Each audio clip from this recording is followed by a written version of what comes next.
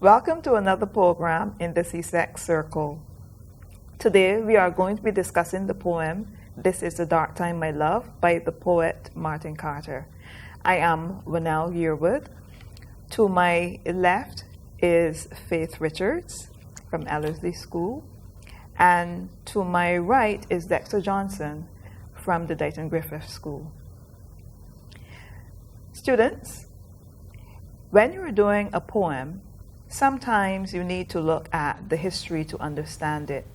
And this poem today lends itself to a discussion of the history. So I'm going to give you a little bit of a background to Martin Carter. Martin Carter was one of the advocates for independence in his native country, Guyana. And he was locked up for his role in trying to achieve this independence for his country. Many of us know of Guyana today as a country that's very rich in resources, and it was back then. In the 1940s, 1950s particularly, Guyana was still being ruled by the British government. And as persons like Martin Carter sought to gain independence for their country, they found themselves at the wrong end of the stick. Basically, what happened, students, is that the British did not want to let go of this country that was so rich in its resources, so that even though in 1953 independence was declared, 133 days after that independence, 133 days after the first political party took power, the British took over. In this poem, Martin Carter basically tries to lay bare his heart, and his heart was for his country, a country that he really loved. One of the things that I learned in teaching this poem was that the people of Guyana internalized a lot of these poems that were written by Martin Carter. One student of mine many years ago admitted to me that his parents and grandparents knew every single one of Martin Carter's poems by heart, because for them, they personified exactly how they felt about the cause at that time. So today, we're going to be discussing this poem in depth. One thing that you need to be clear about is that we can't take it literally. This is the Dark Time, My Love by Martin Carter. This is the dark time, my love. All round the land, brown beetles crawl about. The shining sun is hidden in the sky. Red flowers bend their heads in awful sorrow. This is the dark time, my love. It is the season of oppression, dark metal, and tears. It is the festival of guns, the carnival of misery. Everywhere the faces of men are strained and anxious. Who comes walking in the dark night time? Whose boot of steel tramps down the slender grass? It is the man of death, my love, the strange invader, watching you sleep and aiming at your dream. So we're going to start by looking at the title of the poem. Faith, what do you think is the significance of This is the Dark Time, this title? Okay, as you said just now, the poem can be looked at literally, but it is figurative also in nature.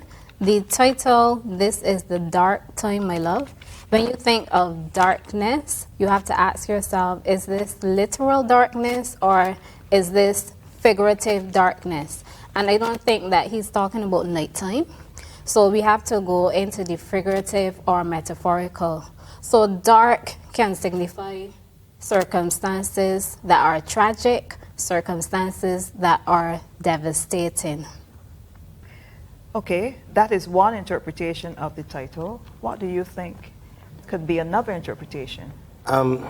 Well, going to what Faith has said, I totally agree. also, what I took from this particular title, there are two things you have to look at. One, who is the my love? This is the dark time, my love. Now, the common conception is that the love is Martin Carter or the persona speaking to somebody directly, a physical person, somebody that is close to them. While that might be true, the other way to look at it is that he's actually speaking, the love is for his country. So this is the dark time, my love, meaning this is a dark time for our country. Also, we are living in it. This is a dark time, my love. We will move past it, whoever it is. The second thing that I found very interesting is the word time. Obviously, it means that whatever is going on, the invasion of Guyana, it's happening at this time. But time is, for the most part, finite. So I think he's trying to give the reader or whoever he's talking to the idea that this is only a moment in time for the country. This is only a dark time for right now, and we can move past it. You are quite right. It certainly is being suggested that it is only for a season. Right. And certainly the poem begins basically suggesting that it is just a season. And so we're now going to look at the breakdown of the poem, beginning with the first stanza. And I think that we're going to allow Dexter to look at this first stanza. Right. So in stanza 1, he's basically breaking down what is happening. As you mentioned before, the historical context of the time is that Guyana was being invaded by British soldiers. And as Faith said, you cannot take this poem literally. So half of the things that are going on in stanza 1, you have to look at it in terms of the invasion. For example, land, all around the land, brown beetles crawl about. And I regularly tell students, when you see one beetle, you're going to see a lot more. Hordes. It's almost as if it's an infestation or a plague of these beetles. And the beetles can be looked at as the soldiers. The soldiers are now infesting his country. They are moving in on that territory. And beetles are not that easy to get rid of. The same way the soldiers aren't that easy to get rid of. Moving on to, in this context of infestation or plague, the shining sun is hidden in the sky. That signifies some sort of darkness happening, almost as if it harkens back to Pharaoh and the plagues and the sun darkening. It's nothing good. And even more so, the red flowers bend their heads in awful sorrow. Now, when you think of flowers, you think of something positive. You think of red flowers or a rose, a flower of love. But you can also look at it as a red flower being a poppy, or a flower regularly associated with soldiers. And even the flowers are taking on this despair. They're personified in that their heads are bowed and that they know that nothing good is happening right now. And so I think that's very powerful. Also, I think we had talked about that the flowers can also be seen as the actual inhabitants of Guyana at that time, and they're taking on this pain that the soldiers are bringing with them. Indeed, Dexter, just as you were saying, that very first stanza basically sets the tone, and Martin Carter basically is alluding in a very, very subtle way that he is filled with displeasure at the fact that you have all of these British soldiers here in his own country, and it's causing his people basically to have to bow down. Because when you look, as you said, at those flowers with their heads bent, the suggestion is that he's referring to his people, a people who really should be proud of their country, hence the use of maybe the color red. One of the things that we haven't done is we haven't looked at the Guyana flag. That had occurred to me as Yeah, well. so the actual color of the flag, the use of the color red that's mentioned in this poem, as well as the green for the cinder grass, perhaps alludes to the flag and to the pride in country that obviously is there. Okay, we're going to move on to the second stanza. We're going to get Faith's perception of what's going on in the second stanza. Okay, in stanza 2, you see the continuation of the darkness, but here, to me, it is the effect of the invasion on the people themselves. So there's the mention of tears, the anxiety, and the strained faces. People are suffering, they feel sorrowful. And you see festival and carnival mentioned. And as you know, here in the Caribbean, we celebrate the Crop Over Festival in Barbados. Various other islands have their carnivals. And when you think of those things, you think of excitement, you think of joy. But here he couples festival. It is the festival of guns. He couples festival with guns. And he couples carnival with misery. Right. These things have been transformed into misery and violence. So we see everything has changed now that this invasion has occurred. I agree with everything that you've said, Faith. And I want to add that in addition to the fact that we in the Caribbean only know carnival and festivals and the like, what Martin Carter is suggesting is that these British people have brought with them the hostility of their culture, and what they are attempting to do is to impose it on the people of Guyana. That's what's being suggested in that second stanza. And this is why he keeps repeating, this is the dark time, because for him, a country that is known for lightness is certainly very dark if you're having oppression, dark metal, and guns.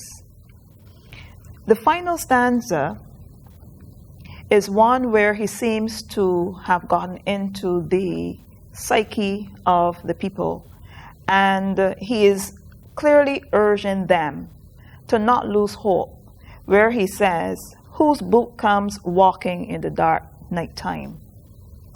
And he says, it is the man of death, the strange invader watching you sleep and aiming at your dream.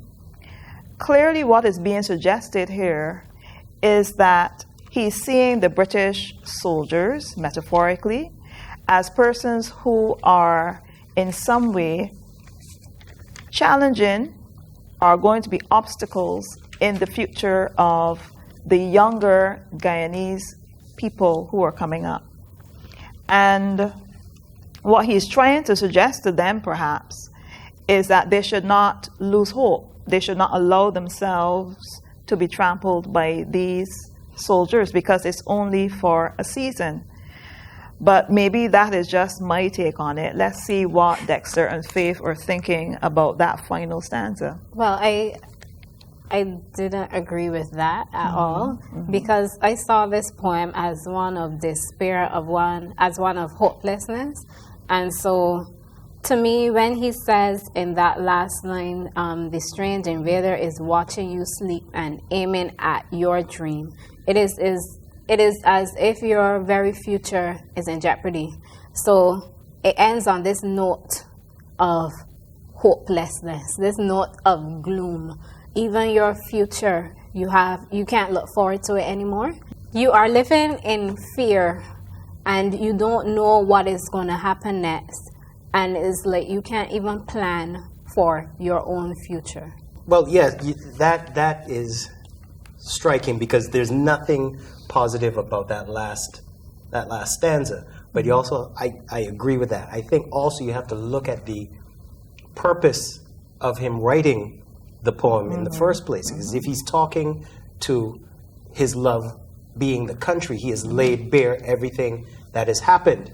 These are the problems. This is what's happening. And so it goes back to the original, my original thought that this could be a call to not really arms, but militancy for trying to get rid of this strange invader. These are the problems, and you can either stick your head in the sand or we can do something about this. Much like watching you sleep and aiming at your dream. Aiming at your dream of taking back your country, having it the way it was. So I think, as before, this is the dark time, my love.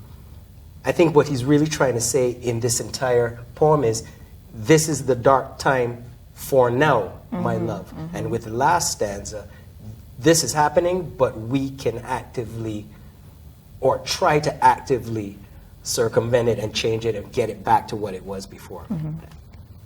Well, students, always go back to the actual poem for your justification for points. My belief that it is more of a positive ending lies from the fact that in the second stanza he says it is a season of oppression. And anything that is seasonal, we know, will come and it will go. And so the suggestion is that this is only for a time. And given that he is trying to encourage the people of Guyana, to me, I don't think that he would have ended with hopelessness. I think that his intention was of hope. Having said that, we're going to go on to a discussion of where this poem exactly lies as it pertains to a discussion of the other poems. Because certainly the theme of patriotism or nationalism seems to be coming through very clearly. Where would you put this poem? I do believe that patriotism, nationalism, it does fall into that. But it can also be likened, because this is basically an invasion. Therefore, I could put it under the theme of war. And one thing you have to remember about war, yes, in all of the images you see the soldiers on the front lines and in the trenches fighting the battles, but they have to fight the battles somewhere. And many times the wars do not stay on the battlefield. They extend into where the populace is, where the civilians are. And they also have a way to, they have a time of suffering as well. So I think that this can fall under the theme of war, but we're looking at it in a different way than Dulce et Decorum Est, in that we saw war from the point of view of the soldier. Now we are seeing war or invasion from the point of view of the civilian who actually has to live with what is going on and cannot really do anything about it thus far. Okay. And I agree with what you're saying, but it can also be coupled with it is the constant image of your face, I think, because both personas are in a similar situation. The persona in it is the constant image of your face.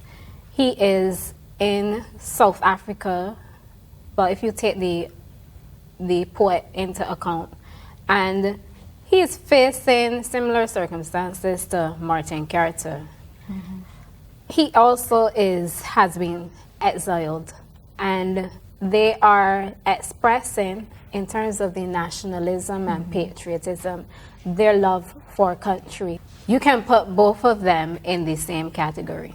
This is quite true of both of the poems that you would have chosen. And so students need to choose very carefully which poems they will pair with this one, because certainly in the exam you may be asked to define the similarities or the differences between the poems that you would have chosen, and you do need to make sure that you understand quite clearly whether it is patriotism or nationalism, or whether it really is war. And if you do choose either of those, you need to be able to justify why. Okay, one other thing that students are sometimes required to do is to discuss the tone that is used by the various poets. And so in this one, we know that Martin Carter is quite passionate about his country. Does that passion come through, would you say, in this poem? Yes, there's a lot of passion for his country. passion can be taken in two forms. I think what is coming out in the poem is the sadness aspect, in that my country is so much to me, and seeing these things happening and not being able to do anything about it so far, it's almost crippling to him. Yeah. So I see the sadness coming out of him, a feeling of inability to do anything to right the wrongs that are happening right now. So I think it's sadness, but with a tinge of hope that if not just the persona, my love and everybody in it mobilizes and tries to do anything to combat what is going on, it can get better. Okay. Okay, and of course, as I said earlier, I had disagreed with you. I see despair, I see gloom because of the mention of the dark time, the mention of the sun being hidden in the sky, the mention of the strained and anxious faces, and then that last line that they leave you with, the strange invader watching you sleep and aiming at your dream. Well, I have to be a little different and say that I think that he's being very militant. And the militancy to me is suggested rather than said outright, especially in that last stanza. Because what he's saying basically is that these people are getting into our psyche and we need to stop them. And so where he says, who comes walking in the dark night time and then watching you sleep and aiming at your dream, you could almost pick up that tone that he is more or less protesting this and saying, stand up, don't allow them to do it. Aiming at your dream. What are you going to do Aiming at your about it? dreaming, exactly. And so to me, he is very militant in his tone throughout the poem. When we look at the form of this poem, we notice that it is 3 quatrains, it is free verse, and you wonder why it is so stark. There doesn't seem to be any effort at adding any frills to it. Why do you think that is? To make it memorable. Short, sweet, to the point. He's sending a message to the reader, or more specifically to the inhabitants of Guyana. This is what's happening. You can do something about it. It's memorable. He uses a lot of literary devices, and as we said at the very beginning, you're not supposed to take it literally, but when you look at it in depth, his message is very, very, very clear. Right? So I think it is short and to the point. I agree with that, sir. Okay. You began by saying that one of your Guyanese students said that most of his parents and his grandparents memorized all of these poems, and I don't think they could memorize them if there were 26 stanzas. So 3 stanzas, 4 lines each. As you said, this makes it very memorable. But does it affect the message, is the question. In my mind, it doesn't, because you use the fewer words you use, in my opinion. The better the message is conveyed. Okay. One of the things that I came across in researching this poem was that there were many critics who said that Martin Carter is noted for his very stark, simple style. And so students, one of the things that you need to make a note of is the fact that this is a deliberate style that he has adopted here for this poem. And it, to some extent, makes you stand up and take notice. And so his stark, spare style conveys more than anything else the seriousness of the situation that he's referring to, and his concern for his country and for his people. Take into consideration the fact that this poem is not a literal one. Okay, students, as you approach the exam, one of the things that you need to be conscious of is the literary devices that may be found in the poems and the effectiveness of their use. You are guaranteed a question that will have those three things in them. And so we are going to have a little discussion now about what literary devices can be found in this poem, as well as the effect of those devices. So we're going to start with Faith. Okay, I was speaking about stanza 2, and we can see the oxymoron mentioned here in the Festival of Guns and Carnival of Misery. When we think of festival and carnival, as I said earlier, we think of enjoyment. But he has coupled festival with guns and carnival with misery. To what effect? It is to show the distress and the suffering that the persons are going through at this stage in their country. Right, in stanza 1, the red flowers bend their heads in awful sorrow is obviously personification. Two ways to look at it: the flowers represent the civilians who are dealing with the struggle of the invasion, or also the flowers, literally nature itself, is feeling the strain of this invasion by the British soldiers. Either way, showing flowers, which are symbols of love, beauty, literally, or almost literally bowing their heads as somebody who would bow their heads in pain, shows the impact of the invasion on Guyana. One of the other devices that stands out is the use of repetition. And so we have the repetition of the poem's title, This is the Dark Time, My Love, in the first and second stanzas, the beginning of the first and second stanzas. And is almost as though he is reminding constantly those who may be reading his poem that this is just this time, and it will not be for too much longer, but this is just this time. And then what we look at in the third stanza particularly is the use of the rhetorical question, who comes walking in the dark night time? And what is clear is that he's asking the people of Guyana to question, really, what do these people represent who have invaded our country? Are we going to allow them? This is what is being suggested. Are we going to allow them to take us over? And you can't help but also recognize that he uses a lot of natural imagery. And the natural imagery, as we've suggested before, seems to allude to or point to the people of Guyana. In this particular case, the slender grass, perhaps the younger people of Guyana. I'd like to end by reading one of the poems which Martin Carter wrote while he was in captivity. I alluded to the fact that he spent 90 days in prison in one instance, and his way of communicating after that was through the writing of his poems. So this one to me is quite poignant, and it captures exactly what he wanted to say in This is the Dark Time, My Love. So this one goes, this is what they do with me.